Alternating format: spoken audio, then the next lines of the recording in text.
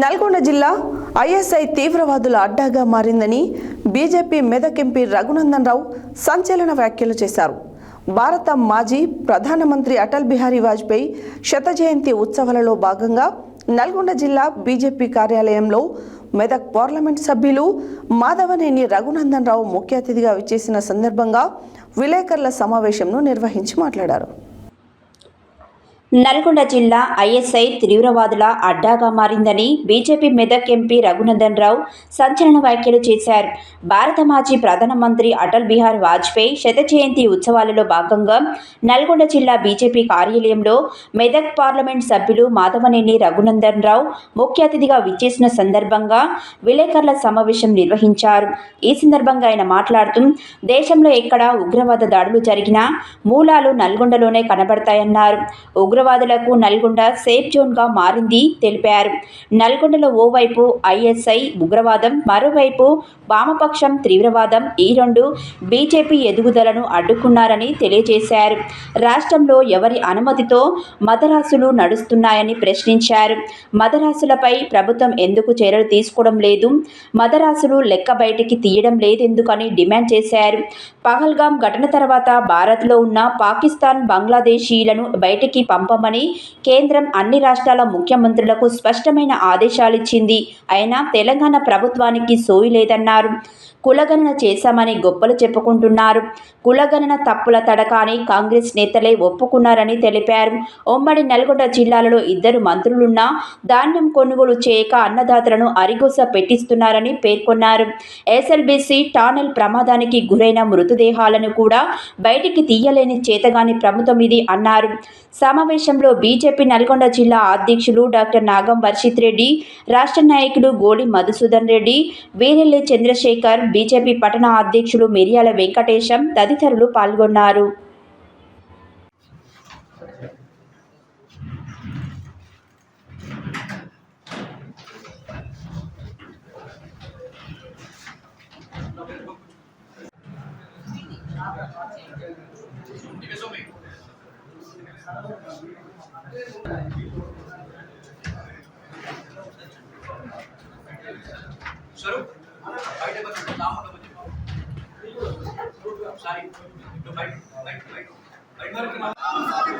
దీన్ ఉపాధ్యాయ గారి ఆశయాలను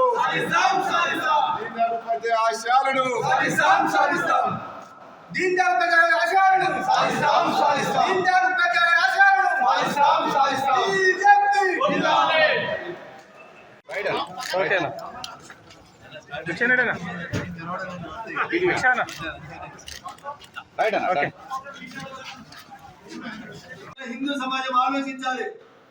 ఎటు పోతా ఉంది దేశం? కొన్ని రోజులు లవ్ జిహాద్ అన్నారు, ల్యాండ్ జిహాద్ అన్నారు. కిషన్ గంజ్, గుజరాత్, బీహార్ ఇట్లాంటి ప్లేస్లలో ల్యాండ్ జిహాద్కి వస్తున్నారు. ఇట్లా రకరకాలైనటువంటి పేర్లు చెప్పుకుంటూ వస్తూ ఇలా మదర్సాల పేరిట జిహాద్ చేస్తా ఉన్నారు. కాబట్టి మదర్సాలు అన్ని కూడా నేను చూటి కడుతున్న మా నల్గొండ జిల్లా కలెక్టర్ గారిని, ఎస్పీ గారిని, మీరు స్కూల్ ఇన్స్పెక్ట్ చేస్తారు, కాలేజీలు ఇన్స్పెక్ట్ చేస్తారు, ఆసుపత్రులు ఇన్స్పెక్ట్ చేస్తారు. We have no objection. అట్లే మదర్సాలను ఇన్స్పెక్ట్ చేయండి. మదర్సాలో ఉన్న విద్యార్థుల పేర్లు తీసుకోండి. అక్కడ ఉన్నటువంటి టీచర్లు ఎవరనేది ఎంక్వైరీ చేయండి. వాళ్ళకి ఇస్తున్న సర్టిఫికేట్ కోర్స్ ఏంటి అనేది ఎంక్వైరీ చేయండి. ఈ దేశంలో అందరం సమానమే. ఈ దేశం మాది అని వాళ్ళు కూడా చెప్తున్నారు.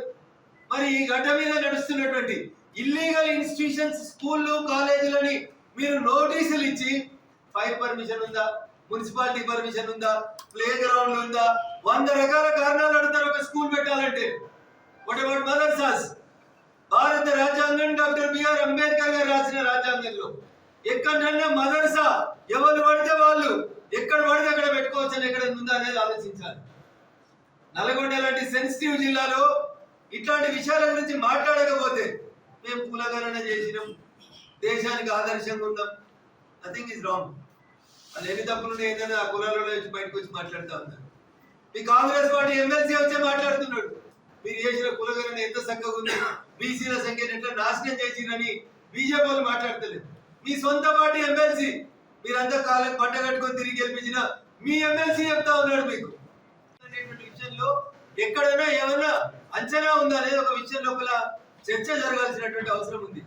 ఇది జరుగుతలేదు.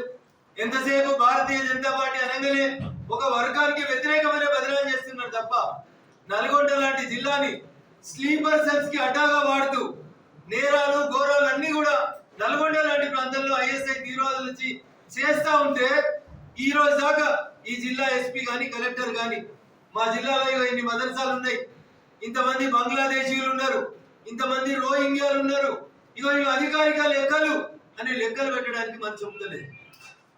ప్రభుత్వం మారినప్పుడల్లా అధికారంలో ఉన్న వాళ్ళకు కాకాలు ఉండడం భజన చేయడం తప్ప నిజంగా గ్రౌండ్ లో జరుగుతున్నటువంటి తప్పుల సమస్యల్ని చూడడం లోపల అధికార యంత్రాంగం పూర్తిగా విఫలమైతా ఉంది.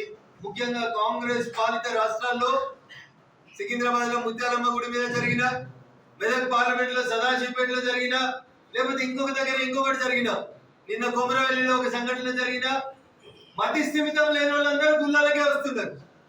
మసీదులో పోతలేరు, చర్చిలో పోతలేరు, ఇతర ప్రార్థనా మందిరాలకు ఎక్కడ కూడా ఎవరు పోయినట్టు కనబడతలేదు. ఎందుకంటే నేను ఇప్పుడు వస్తుంటే నిన్నటి నుంచి మా సిద్దిపేట జిల్లా కొమరవెల్లి దగ్గర ఒక ఇష్యూ జరుగుతా ఉంది.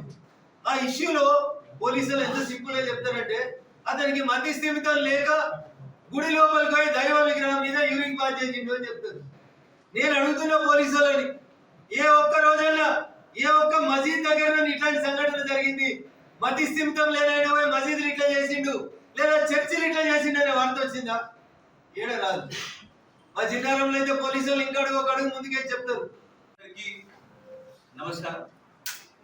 ఈరోజు విరాసత్ సమ్మేళనం అంటే గౌరవ మాజీ ప్రధానమంత్రి అటల్ బిహారీ వాజ్పేయి గారి శత జయంతి ఉత్సవాల్లో భాగంగా మరి వారితో పనిచేసినటువంటి కార్యకర్తలు అదేవిధంగా వారి కుటుంబ సభ్యులని సన్మానించుకునే కార్యక్రమం దేశవ్యాప్తంగా గౌరవ రాష్ట్ర అధ్యక్షుడు కిషన్ రెడ్డి గారి నాయకత్వంలో తెలంగాణ వ్యాప్తంగా అదేవిధంగా నల్గొండ జిల్లాలో కూడా నిర్వహిస్తా ఉన్నాం. దానికి ముఖ్య అతిథిగా గౌరవనీయులు పెద్దలు మెదక్ పార్లమెంట్ సభ్యులు అన్న రఘునందన్ గారు ఈ యొక్క కార్యక్రమానికి ముఖ్య అతిథిగా విచ్చేసారు. ఈరోజు ఈ యొక్క ప్రెస్ సమావేశానికి విచ్చేసిన వారిని స్వాగతం పలుకుతూ మా ఒక జిల్లా పార్టీ తరఫున వారితో పాటు సీనియర్ లీడర్ అదేవిధంగా సామూర్తి గారు, రామరాజ్ యాదవ్ గారు, శ్యామ్ సుందర్ గారు, సాత్విక్ గారు, మట్టు సైదుల్ గారు, పూరి మసూదర్ రెడ్డి గారు, వీర చంద్రశేఖర్ గారు, వీరారెడ్డి గారు, పోతపాక లింగస్వామి గారు, మండల వెంకన్న గారు, రామన్న గారు, నర్రెడ్డి గారు, సరిత గారు, జగన్ రాజు గారు, అశోక్ గారు, నరేందర్ గారు, వైఎస్ గారు అందరూ కూడా వేదిక మీద ఉన్న ప్రతి ఒక్కరికి పేరు పేరున నమస్కారం. వారందరూ కూడా ప్రెస్ సమావేశంలో పాల్గొన్నారు. మరి ఒక ప్రెస్ సమావేశాన్ని ఉద్దేశించి గౌరవ పార్లమెంట్ సభ్యులు ఉన్న రఘునందన్ రావు గారిని మాట్లాడుతున్నారు.